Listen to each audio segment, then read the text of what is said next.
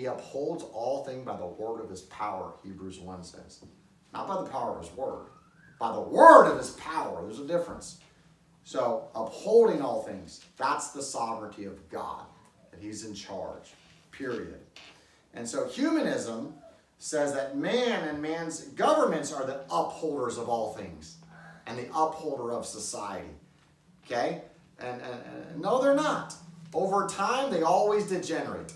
Degenerate. Every society degenerates that's not on God's law. That's why the Romans fell. That's why the other great nations, they weren't great, but powerful nations fell. That's why America fell. They always degenerate when they're off of God's law because there's no moral absolute.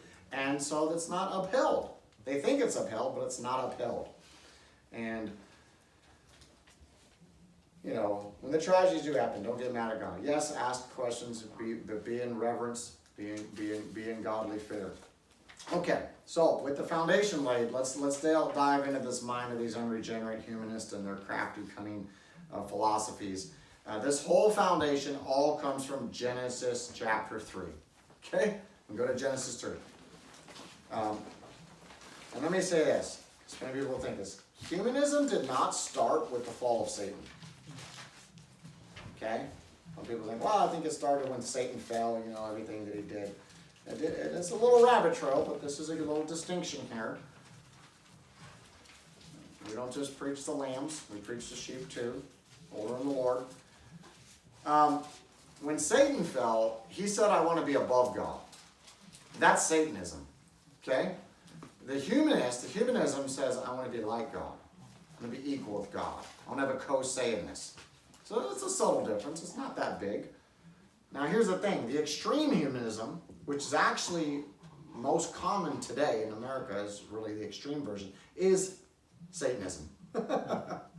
Because sin never satisfies, they'll start off as a regular humanist, be equal with God, and I think this, and my opinion is that, and my someone that. They're kind of be equal, and in their mind equal. They're never equal, but in their mind it'll be like. And after a while, because sin never satisfied, and sin always has to have more and more. Being equal is not enough. After a while, they say, no, I got to be above God. In fact, there just isn't even a God at all. There is no God. So it's not even at the top, but there isn't even one. That's Satanism. You know, that's Satanism. So, kids, you don't need to know the difference between, you know, the sinner is a humanist or an extreme humanist Satanist. Just know that they're a sinner, going to hell without repenting of their sins and calling on Jesus to be saved, okay? And being baptized. That's it. You don't have to know the difference. But there is a difference slightly between the humanist and the full Satanist. The one leads to the other. Okay, absolutely. All right, Genesis 3, 4 through 6. And the serpent said unto the woman, Ye shall not surely die. For God doth know that in the day ye eat thereof, then your eyes shall be opened, and ye shall be as gods, knowing good and evil.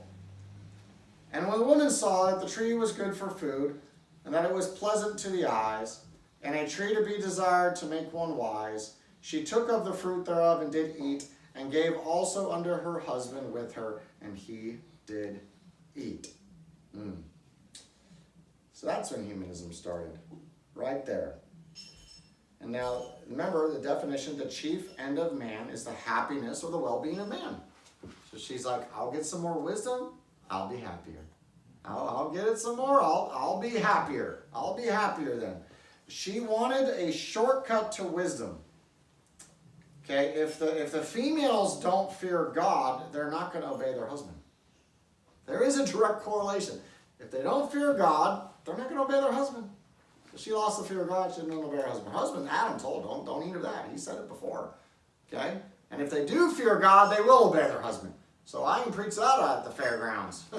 How do I know your wife doesn't fear God? Because she doesn't obey you, sir. That's why. Got to fear God. And you'll obey. So what if he says something I don't like? Well, if it's not sin, too bad. Okay?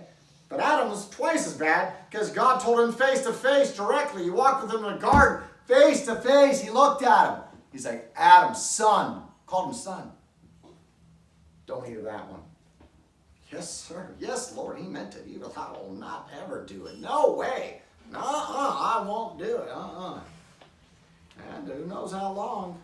Who knows how long till he stopped wearing the pants. And it didn't stop wearing the pants with just, oh, it wasn't overnight. She wore one leg of the pants. One pant leg and he wore one. It was like this co-equal humanist thing.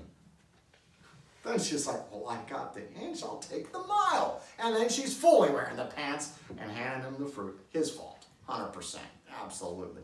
They repented. We'll see them in heaven. If they didn't repent, Adam would be in a lower pit of hell than Eve. He'd be in a lower pit than her, because he's the man. And God told him face to face. Humanism started right then and there. It says, you will know good and evil. And that word in the Hebrew of knowing means determining. You will determine the law. You will determine the new 10 commandment or 2 commandment or 20, whatever you want to make up because you're the own God. You'll determine the sanctions, the punishments, and the statutes of how it is. Because you're going to determine all those things because you know better than God. Yeah, right.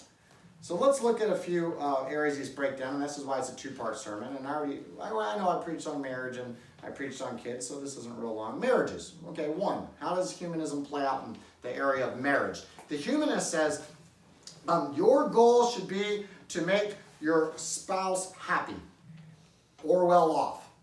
That's what a humanist thinking is. Make your spouse happy. It sounds all right. You make your spouse happy. Nope, that's not what God says. Nope. Your goal